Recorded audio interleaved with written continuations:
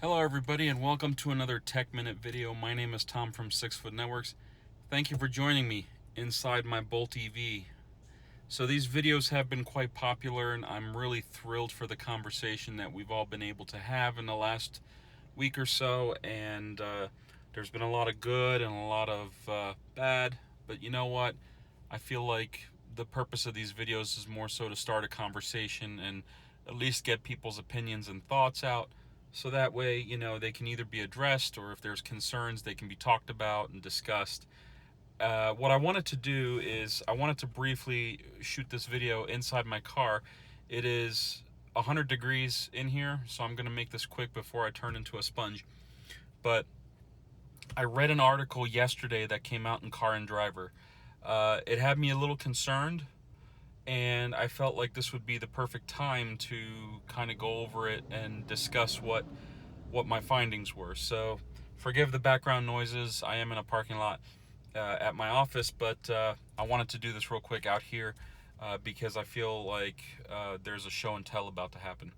So the article that I read in Car and Driver basically talked about, the recall and the recommendations that GM and the National Highway Transportation Safety Administration kind of agreed on and put out there for people to follow, with their bolts.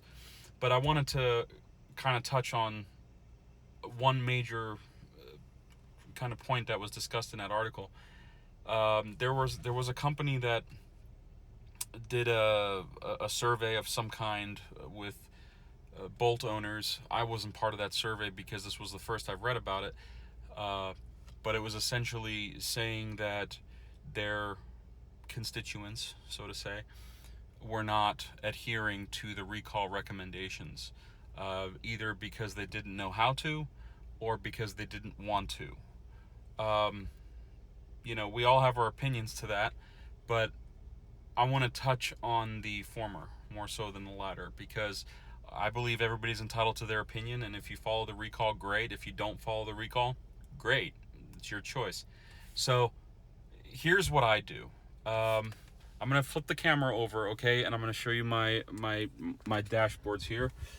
And forgive the dirty, grimy fingers, prints on the screen and whatnot. I'm gonna try to put this in a place where the reflection isn't brutal, but GM didn't angle these screens right. That's my only gripe about this car, is this screen is pitched too far back and the sun reflects off of it, especially if you're driving into the sun, in terms of distance. Like, see, it'd be great if there was like a little hood right here.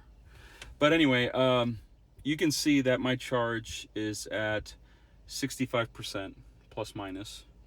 And it kind of, this agrees with it.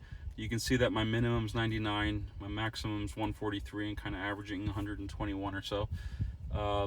These are pretty accurate numbers for when my feet are severely heavy or I'm wearing my steel-toed boots and I accelerate like a rocket. But back to here, I wanted to quickly touch on how easy it is to set these settings, right?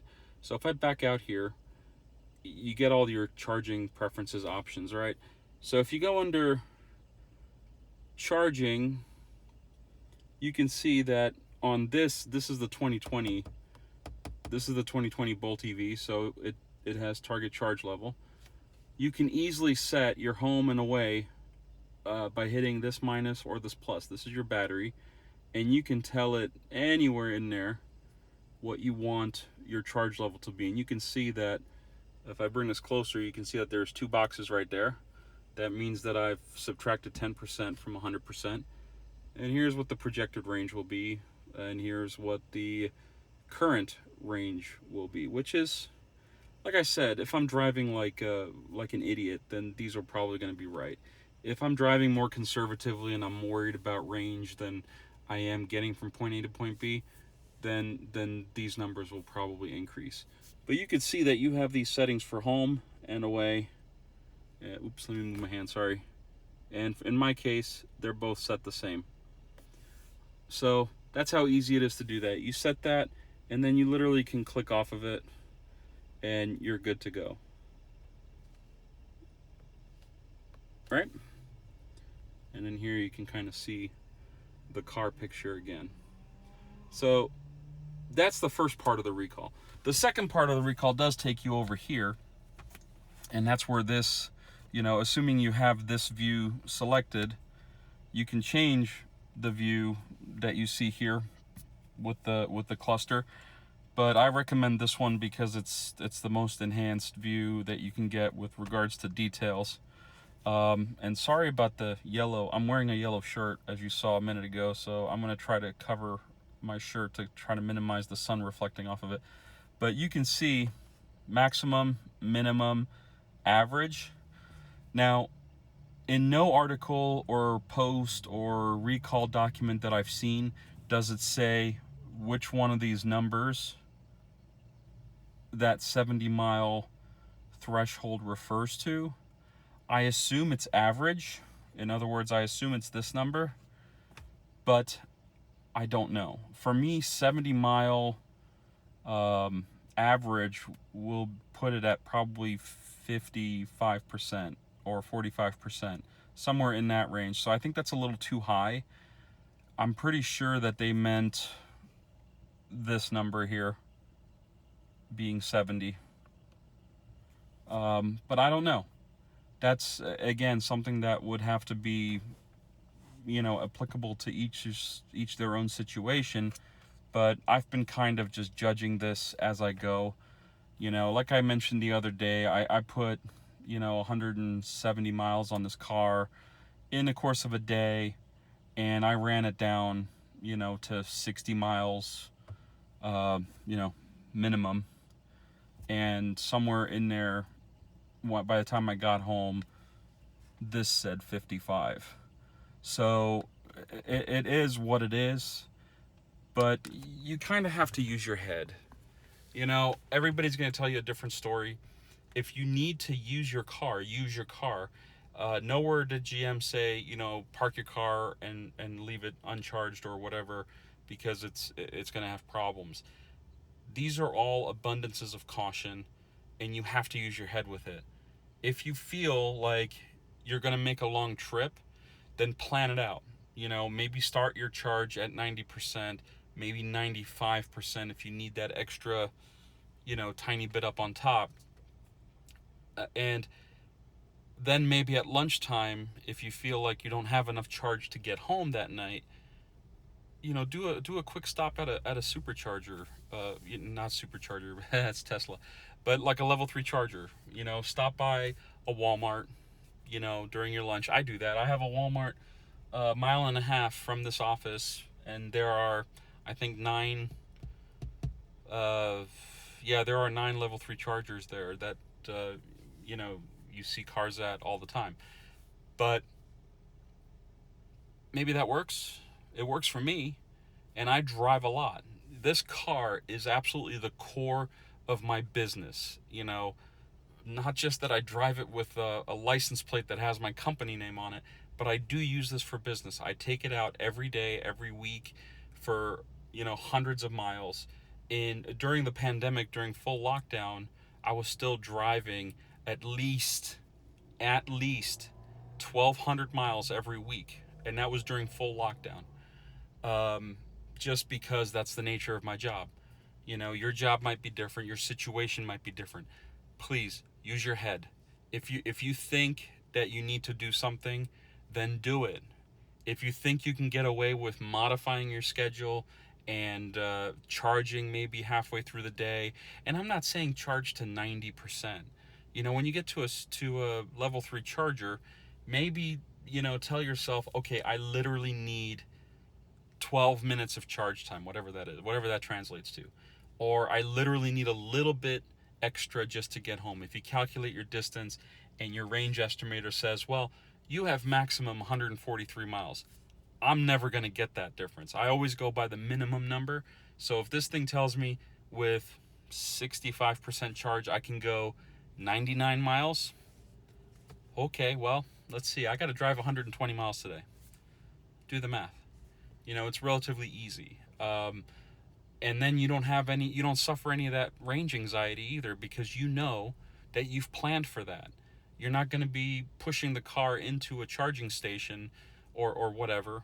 Please don't push your car into a charging station, but or tow it. Towing is bad too. There's a specific way to tow these cars, by the way. It's in the owner's manual. But like I said, to each their own. Use your head.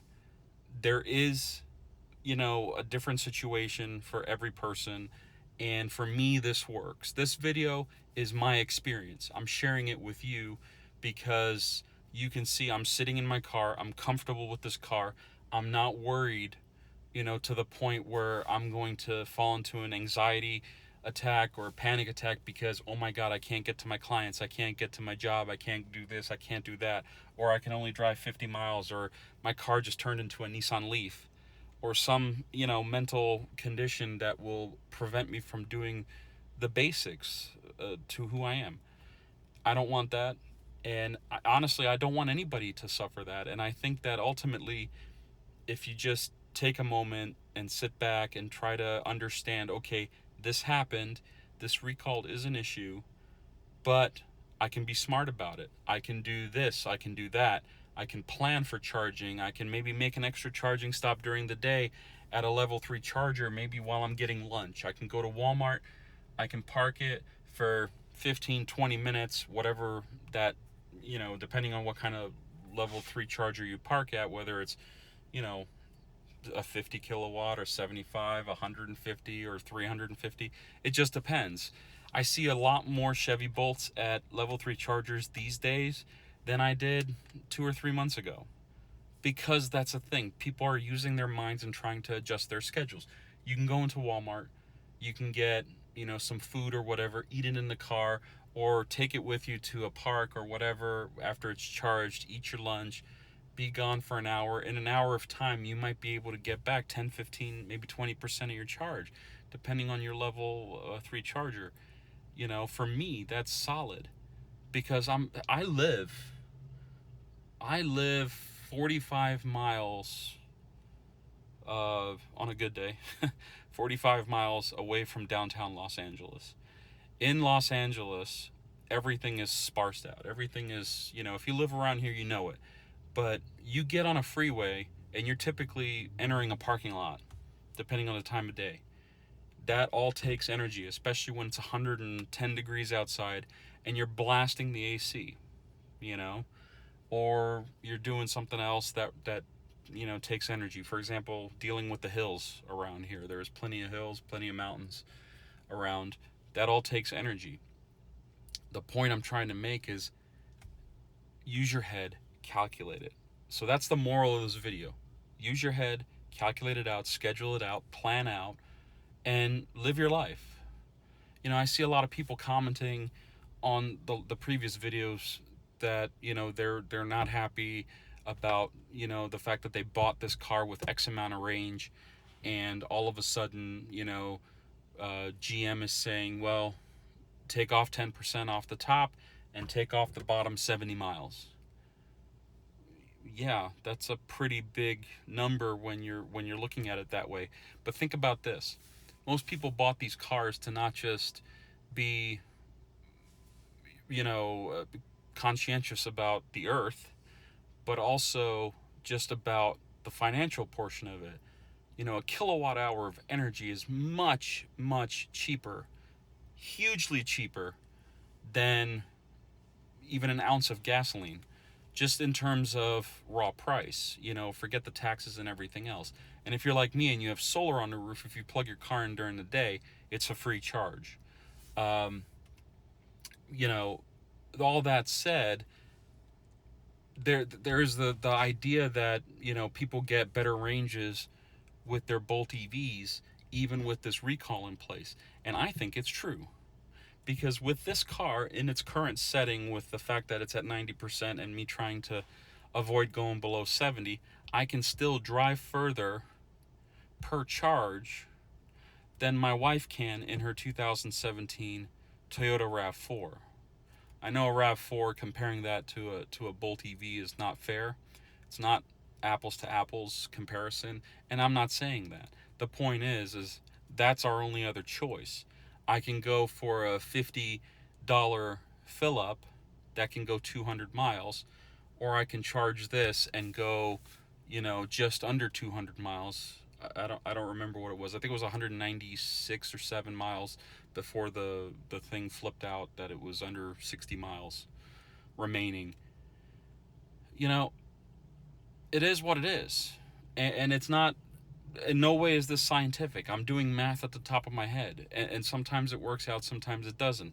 In one of the previous videos, I actually wrote out the math. Like, I wrote it down. I took the 66 kilowatt hours, the 259 mile range, and I worked it out from that based on what this computer told me that the car, you know, was how it was performing. And these numbers, I'm not making them up. I'm estimating. But that one post that I actually answered where I did, you know, the math, that actually lines up.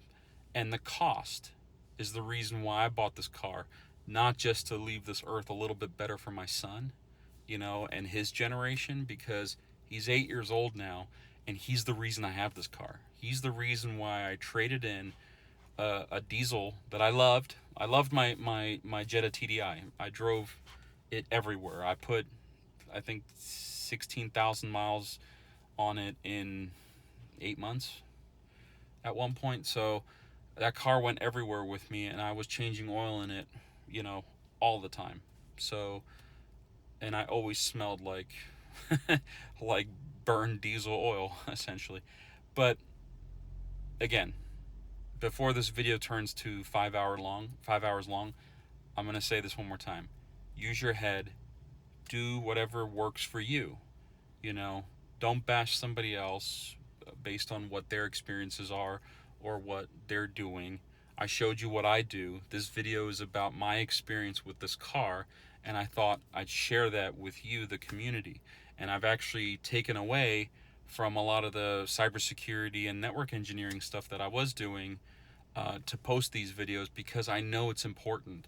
And these videos have actually, you know, increased traffic massively to this channel for that reason. People have a concern with these cars. There is a concern with these cars that's valid and understandable. It's actually in some cases tangible too. So with that said, I'm going to leave it off there. If you like this video, please give it a thumbs up. If you really like this video and want to see more of them, please continue the conversation down in the comments. I love to read your comments. I pretty much respond to every single one of them, one way or the other.